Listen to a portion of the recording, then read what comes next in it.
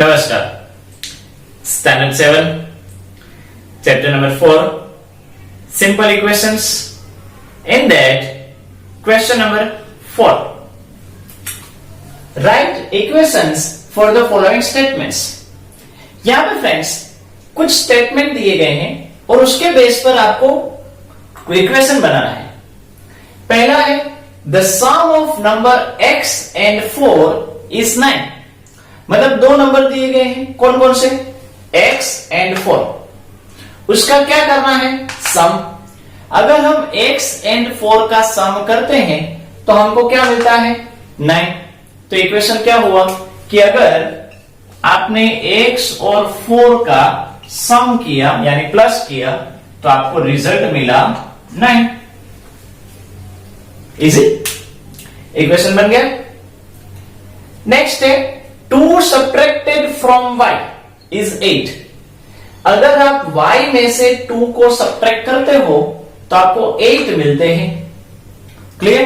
Grammatically हम देखने जाए तो इस तरह से होता है कि अगर आपने y में से सब्ट्रैक्ट किया 2, y सब्ट्रैक्टेड 2, आपका रिजल्ट क्या आया, 8। नेक्स्ट है 10 टाइम्स यानी multiplication. 10 times a is 20। 10 times यानी multiply a is equal to 20। हुआ कि नहीं। अभी फ्रेंड्स ये दोनों को साथ में लिखो। 10a मल्टीप्लीकेशन की साइन बीच में ना लिखो तो चलता है, is equal to 20। लेकिन कब नहीं लिखनी है, जब इस तरह से कोई अल्फाबेट और डिजिट साथ में आए तब। समझ लो कि 2 मल्टीप्लाई बाय 3 हो तो आप 23 नहीं लिख सकते। जब अल्फाबेट जिसको कहते हैं वेरिएबल, वो वेरिएबल और डिजिट साथ में आए तब उसको साथ में आप इस तरह से लिख सकते हो। तब आपको यहां पे ऐसी मल्टीप्लिकेशन की साइन लगाने की जरूरत नहीं है, और लगाओ तो भी चलता है। Clear. Next the number b divided by 5। जो नंबर b है वो 5 के साथ डिवाइड हुआ, gives 6। b divided by 5 gives 6। b divided by 5 6। Clear. Next है 3/4 of t is 15। 3/4 को हम कैसे लिखते हैं, 3/4 यानी 3/4। ऑफ का मतलब होता है मल्टीप्लाई। वो ना लिखे तो चलता है, जैसे हमने ऊपर देखा अल्फाबेट कौन सा है, t। मतलब 3/4 of t is यानी multiply equal 15। 3/4 of t is equal to 15। आप इसको इस तरह से भी लिख सकते हो, 3/4 of यानी मल्टीप्लाई t 15। और तीसरा वे, अगर आपने इस t को ऊपर न्यूमेरेटर के साथ ज्वाइन कर दिया, क्योंकि t और 3 दोनों न्यूमेरेटर में है, तो आपने अगर 3t/4 इज इक्वल टू 15 इस तरह से लिखा तो भी चलता है। तीनों का मतलब सेम ही हुआ। एग्जाम में अगर पूछा जाए आप तीनों में से कोई एक फॉर्म में लिखो तो चलता है। Next 7 times m। 7 times m यानी 7m हुआ।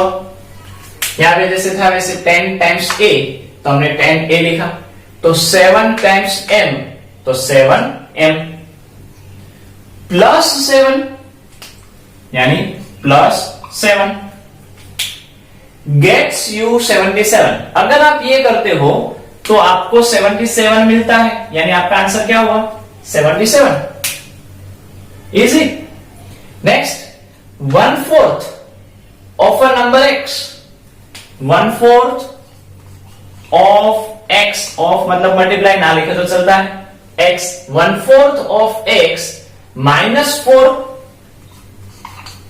gives 4। gives यानी इक्वल। हुआ कि नहीं। Yes.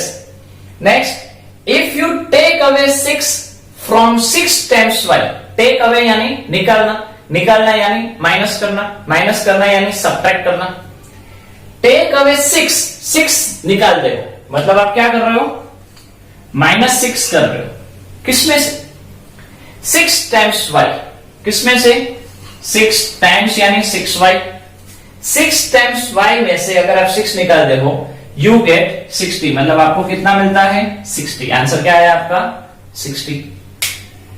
Last, if you add 3, add यानी प्लस, इफ यू एड 3 मतलब आप प्लस कर रहे हो कितना 3, किसमें, if you add 3 to 1/3 of z, 1/3 यानी 1 ऊपर 3 नीचे, ऑफ z यानी z, 1/3 of z, you get 30, आपको कितने मिलते हैं 30 मिलते हैं। क्लियर, समझ में आ रहा है। तो इस तरह से फ्रेंड्स जब स्टेटमेंट दिए जाए तो स्टेटमेंट के बेस पर रहकर हम उसका जो इक्वेशन है वो बना सकते हैं। क्लियर। अभी फ्रेंड्स क्वेश्चन नंबर जो 5 है उसमें रिवर्स दिया गया है, मतलब आपको इस तरह से स्टेटमेंट इक्वेशन दिया गया है और आपको स्टेटमेंट बनाना है।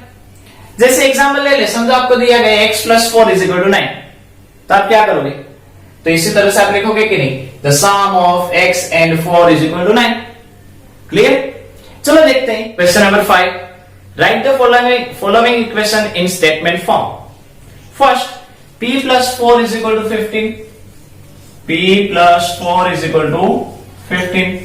तो फ्रेंड्स याद करो क्वेश्चन नंबर 4 का फर्स्ट सेम टू सेम है कि नहीं, सिर्फ यहाँ पे नंबर और अल्फाबेट चेंज है। तो क्या लिखेंगे, सम ऑफ p and 4 is 15। क्या लिखेंगे, सम ऑफ p and 4 is 15। इसके अलावा आप और कोई फॉर्म में भी लिख सकते हो, like if we add 4 in p we get 15। कोई भी फॉर्म हो, आपको सिंपल ग्रामेटिकली उसको अच्छे से सही फॉर्म में लिखना है। समझ ले, दूसरा नंबर है m - 7 = 3। दूसरा क्या है, m - 7 = 3। 7 subtracted from m gives 3। 7 को सब्ट्रैक्ट करें किसमें से, m में से, तो हमको 3 मिलता है। क्या, subtraction of m and 7 is 3। या तो हम क्या लिखें, 7 subtracted from m gives 3। Easy. Third है 2m = 7।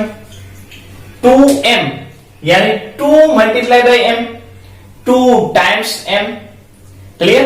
तो क्या लिखेंगे, 2 times m is 7। 2 times m is 7।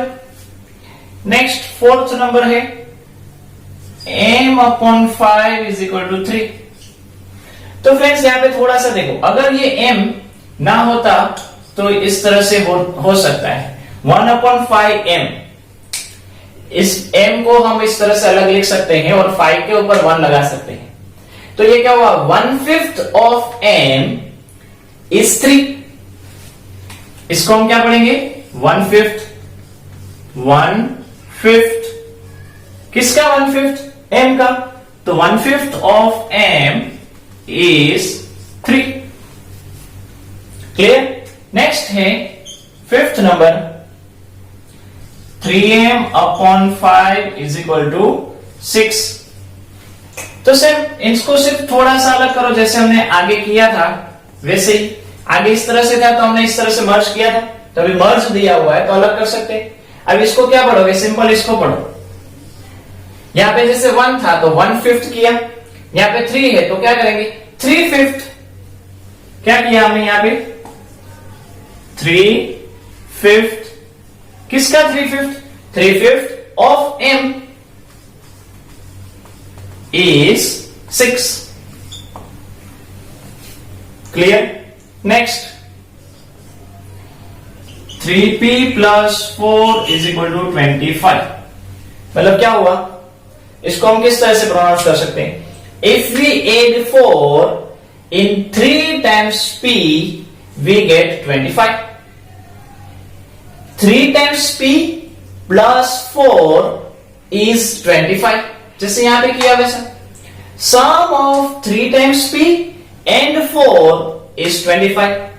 इसके अलावा आपको कोई भी फॉर्म में लिखना हो तो आप लिख सकते हो। हम यहां पे लिखे 3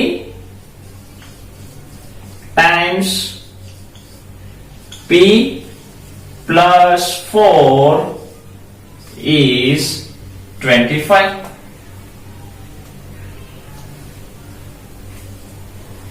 Next, 4p minus 2 is equal to 18. तो क्या लिखेंगे यहां पे? 2 subtracted from 4 times p gives 18. 4 times p minus 2 is 18. कोई भी, इसके अलावा अगर आपके पास कोई है तो आप वो भी लिख सकते हो। तो यहां पे हम लिखते हैं 2 subtracted from किसमें से? 4 times p gives 18.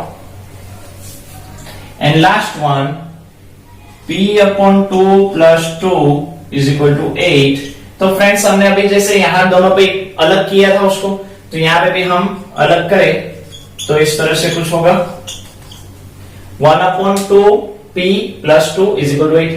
तो 1 upon 2 को हम क्या बोलते हैं? हाफ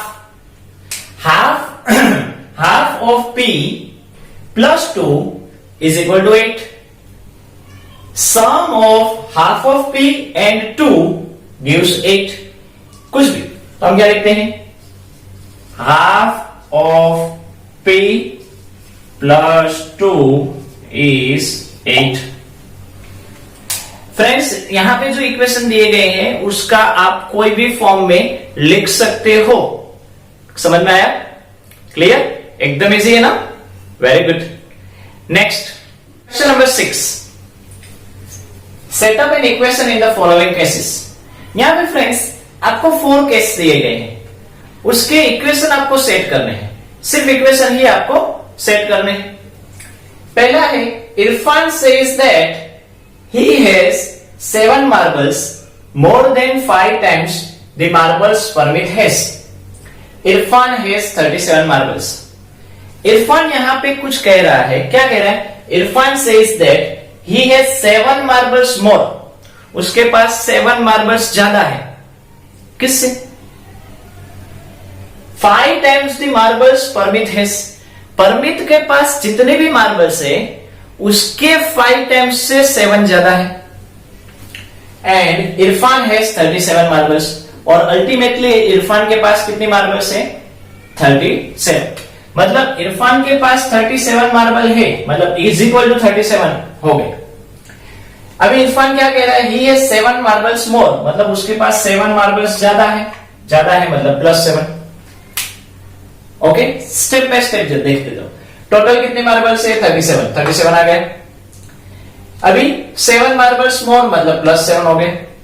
एंड लास्ट में क्या कहा है? किससे 7 ज्यादा है? 5 times the marbles Parmit has. Parmit के पास जितने भी मार्बल्स है उसके 5 टाइम्स से। तो let Parmit has m marbles. यहां पे आपको हिंट भी दी गई है, take m to be the number of Parmit's marble. Parmit के पास m मार्बल्स है, m ABCD alphabet m, marble का m। तो 5 टाइम्स द मार्बल्स परमित है। परमित के पास जितनी मार्बल्स है उसके 5 टाइम्स। तो परमित के पास m मार्बल्स है, उसकी 5 टाइम्स यानी 5m। आंसर आ गया, सिंपल। 37 मार्बल्स थे मींस इज इक्वल टू 37। मोर मतलब प्लस, कितनी ज्यादा है? 7। किससे ज्यादा है? परमित के पास जितनी है उसके 5 टाइम्स से। तो परमित के पास m मार्बल्स है, उसके 5 टाइम्स यानी 5m। आंसर आ गया। Second question, Lakshmi's father is 49 years old. Lakshmi के पिताजी की एज 49 years है। He is 4 years older than 3 times Lakshmi's age. उसके पिताजी जो है वो 4 years बड़े हैं। किससे? 4 years बड़े यानी प्लस 3 टाइम्स लक्ष्मी's एज। लक्ष्मी की जितनी एज है उसके 3 टाइम्स जितनी। ओके, तो पहले देखो उसकी एज दी गई है, लक्ष्मी के पिताजी की एज दी गई है, यानी इज इक्वल टू 49 तो दिया गया है। यहां पे कहा है 4 इयर्स ओल्डर, ओल्डर यानी बड़ा, बड़ा यानी प्लस, तो +4। बाकी क्या रहा 3 टाइम्स लक्ष्मी's एज। अभी लक्ष्मी की एज कितनी है पता नहीं, तो हिंट दी गई है take Lakshmi's age to be y years. समझ लो लक्ष्मी की एज y इयर्स है। समझ लो आपको एग्जाम में ना दिया जाए, कहीं पे भी ना दिया जाए, हिंट ना दी जाए, तो आप खुद ही ले लो, let Lakshmi's age is equal to y years. यहां पे तो दिया गया है, अभी लक्ष्मी की एज हमको पता है कितनी है y, उसके 3 टाइम्स y और उसके 3 टाइम्स क्या हुआ 3y, खत्म, आंसर आ गया। Yes, this is your answer friends, clear? Okay, next, now third case, the teacher tells the class that the highest marks obtained by a student in her class is twice the lowest marks plus 7। Teacher ने अपने class में कहा कि पता है हमारे class में highest mark किसको कितने आए हैं। बच्चों ने पूछा कितने, तो टीचर ने कहा कि जिस स्टूडेंट को लोवेस्ट मार्क आए हैं, क्या कहा है, lowest marks plus 7, twice the lowest marks plus 7, मतलब +7 यानी +7। लोवेस्ट मार्क कितने हैं, तो हिंट में दिया गया take the lowest score to be L, lowest का L, ट्वाइस यानी 2 टाइम्स, यानी 2 टाइम्स लोवेस्ट स्कोर। यहां पे देखो दिया है twice the lowest score, twice the lowest score यानी 2 टाइम्स लोवेस्ट स्कोर +7, तो हमने किया +7। अभी हाईएस्ट स्कोर कितना है वो भी दिया है, the highest score is equal to 87। Simple, answer आ गया। Next, in isosceles triangle, isosceles triangle यानी ऐसा ट्राइंगल जिसकी 2 साइड इक्वल हो। यहां पे मैंने दिया हुआ है, यहां पे फ्रेंड्स ये साइड और ये साइड दोनों इक्वल हैं, ओके। द वर्टेक्स एंगल, जो साइड इक्वल हो वो जहां पे मीट करती हो उसको कहते हैं वर्टेक्स एंगल। यानी ये कौन सा एंगल हुआ, वर्टेक्स एंगल, क्योंकि ये दोनों साइड इक्वल है, ये दोनों साइड यहां पे मिल रही है, तो ये एंगल कौन सा कहलाएगा, vertex angle. Vertex angle is twice either base angle. Base angle यानी ये बेस लाइन है, ये बेस लाइन पर कहां कहां पे एंगल बन रहे हैं, एक एंगल यहां पे बना, एक एंगल यहां पे बना, तो ये दो जो एंगल हैं उसके ट्वाइस जितने हैं, ट्वाइस द बेस एंगल। तो बेस एंगल कितना है, तो यहां पे लिया है let the base angle be B, base का बी, उसका ट्वाइस यानी 2 टाइम्स हुआ कि नहीं, क्लियर, 2 टाइम्स, मतलब क्या हुआ, the vertex angle is twice either base angle. मतलब ये वर्टेक्स एंगल, समझो ये बेस एंगल बी दिया है, ये बेस एंगल भी बी होगा क्योंकि दोनों सेम होते हैं। एक और रूल समझ लो एक्स्ट्रा, जो 2 साइड इक्वल होती है उसके सामने के दोनों एंगल इक्वल होते हैं। मतलब ये साइड का सामने का एंगल ये और इस साइड का सामने का एंगल ये दोनों इक्वल होते हैं, मतलब बेस एंगल इक्वल होते हैं। तो vertex angle 2 times base angle यानी 2 टाइम्स बी हुआ कि नहीं, क्लियर।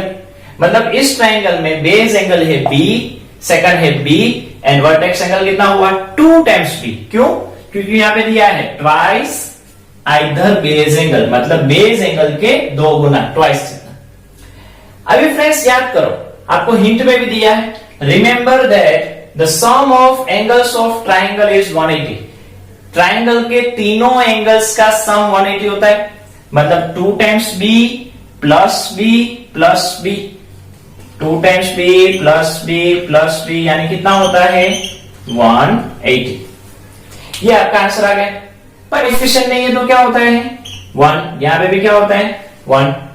ये B and B variable same है, तो तीनों का प्लस, 2 + 1 3, 3 + 1 4, तो क्या हुआ 4 times B is equal to 180। यहां पे भी काउंट करो, बी कितनी बार है 2 टाइम्स, यहां पे 1 टाइम, यहां मतलब 3 टाइम्स, 1 टाइम यहां मतलब 4 टाइम्स, तो 4 times B is equal to 180 degree. तो फ्रेंड्स इस तरह से आपको कुछ केस दिया जाए तो उसके भी इक्वेशन आप बना सकते हो। यही सेम टू सेम इक्वेशन का सॉल्यूशन, मतलब आपको कहा जाए कि what is the value of L, lowest score होगा कितना, मतलब ये अननोन वैल्यू फाइंड आउट करने को कहा कि नहीं। What is the base angle, मतलब अननोन वैल्यू फाइंड आउट करने को कहा कि नहीं। ओके, आगे के क्वेश्चन में आपको लक्ष्मी की एज पूछी जाए तो, मार्बल कितने थे वो पूछे जाते तो, मतलब पर्टिकुलर अननोन वैल्यू पूछी जाए, ओके, तब आपको सिंपल इसको सोल्व करना है। जैसे हम फ्यूचर में तो देखेंगे ही, लेकिन हमारे बेसिक वीडियो में हम देख चुके हैं। Okay, same to same question exercise number 4.4 में क्वेश्चन नंबर 2 और 3 में दिए गए हैं। यहां पे सिर्फ इक्वेशन बनाने थे, उसमें आपको उसको सोल्व भी करना है, मतलब सेम इक्वेशन बनेगा और उसको सिंप्लीफाई करना है, सोल्व करना है। क्लियर, मतलब इसको अच्छे से समझना है और ध्यान रखना है। तो आज यहां तक रखते हैं, आपको अच्छे से समझ में आ ही गया है। क्लियर, नमस्कार।